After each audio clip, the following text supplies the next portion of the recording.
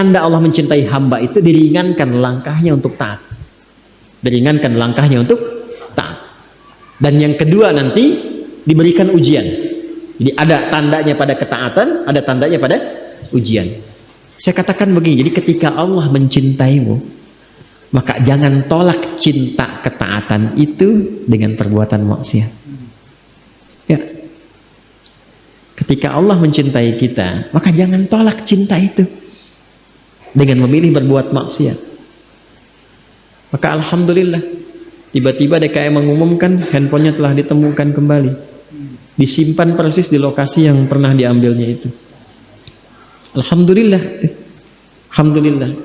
Jadi ketika Allah sudah meringankan datang ke masjid, ingat-ingat tuh dosa, ya sujud, tobatin tuh. Alhamdulillah pulang dari sini dibersihkan misalnya, bersih dosanya, nyaman lagi, tenang lagi. Nanti ada kelapangan di hati. Ciri dosa diampuni itu hati lebih lapang, enak gitu, tenang. Jelas ya? Nah itu gambaran yang saya sampaikan ya. Nah di ayat ini indahnya begini, la taqnatu min rahmatillah, hambaku jangan putus asa dari rahmat Allah. Innallaha yaghfiru dzunuba jami'a. Sungguh pakai nun taukid lagi, pakai inna lagi. Harfu nasbin wa taukidin tansibul isma wa tarfa'u khabara mabniyun 'ala al-fathi la mahalla lahu min al-i'rabi. Huruf yang menguatkan, menancapkan pada jiwa, berharakat fathah untuk menginspirasi. Buka hatimu, luaskan, tancapkan pada jiwamu. Kalau engkau sujud minta ampun sekarang, minta rahmatku, aku ampuni semua dosa-dosa yang pernah engkau kerjakan selama hidupmu. Kurang apa coba? Itulah rahmatnya Allah itu. Karena itu ketika ada hambanya yang beriman dan ada hambanya yang ingkar dengan yang munafik, Allah lebih memberikan perhatian kepada yang ingkar, yang munafik, supaya sama-sama beriman. Kurang sayang apa lagi coba? Ya. Jadi kalau mau berbuat maksiat itu, aduh, merenung dulu deh sebentar gitu ya. Ya, merenungkan sayangnya Allah kepada kita. Apa tega melepaskan sayangnya Allah dengan perbuatan maksiat yang dipilih kemudian. Konsisten aja jaga itu sampai meninggal, insya Allah husnul khatimah. Insya Allah husnul khatimah. Nah, jadi ini cara memahaminya. Makanya setelah itu diminta tunduk.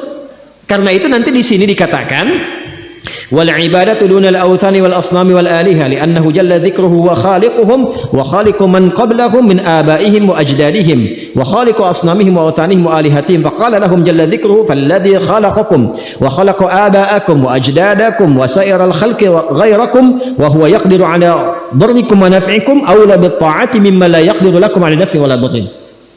Allah mengatakan begini, ayo cepat balik beriman supaya kalian baik lagi, dapat rahmatku, dapat sayangku, dapat kemudahan sampai di akhirat nanti. Maka cepat taubat, sujud, sembah aku. Aku yang ciptakan kamu, aku yang ciptakan orang sebelum kamu, aku yang berkuasa memberikan manfaat kepadamu, aku yang menepis keburukan darimu. Kenapa dengan semua itu belum menyadarkan dirimu untuk kembali kepada aku dan menuhankan benda yang engkau sadari tidak memberikan respon apapun pada seruan dirimu? Itu akal kita disentuh itu. Ya, aku kan yang menciptakan engkau, menciptakan orang sebelum engkau. Nanti kita bahas tafsiran khalaqa itu seperti apa. Sampai saking kalau kita nanya, dijelaskan oleh Allah diciptakannya bagaimana. Dijelaskan. Sampai dirinci ayat-ayat penciptaan itu. Sampai sebelum kita ada, bagaimana tercipta, di kandungan seperti apa, dilahirkan bagaimana, ibu yang mengandung rasanya bagaimana, setelah lahir seperti apa, diberikan ASI berapa lama, dirawat-rawat, disayang-sayang, ada persoalan apa diselesaikan, itu semua rinci.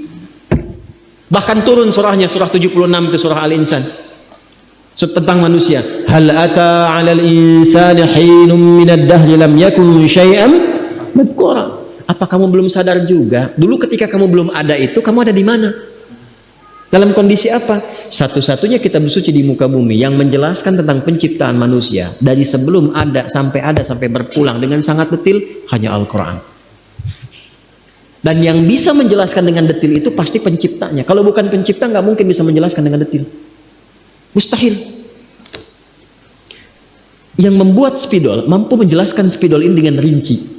Bahannya apa, kadar tintanya berapa, fungsinya bagaimana, bisa dihapus cepat atau tidak, yang bikin.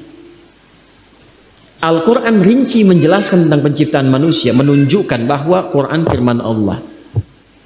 Dan nyata Allah pencipta kita. Sekarang yang menciptakan kita, menyayangi kita, mengasihi kita, jangan sampai kamu celaka. Aku yang ciptakan engkau, aku yang menyayangi engkau, aku menerima taubatmu, aku memberikan kasih kepadamu. Cepat kembali. Kembali. Sekarang alhamdulillah kita mengatakan beriman. Tapi kategori yang mana? Apakah iman yang pertama? Ataukah mengaku di lisan beriman tapi masih ada perbuatan maksiat? Atau ada sifat nifak yang menjangkiti dalam hati kita? Maka dengan ayat ini, satu ayat ini aja, pulang tobat. Pulang tobat. Saya nggak mau Anda ngaji hafal ayatnya, cuma tahu halaman, tahu ini, itu bukan istimewa. Banyak yang bisa begitu. Orientalis banyak kok, hafal Quran, hafal hadis, ini itu banyak. Yang saya inginkan apa manfaat ayat ini terhadap perubahan pada diri kita. Karena ahli Quran itu kalau benar ngajinya merubah dirinya lebih baik.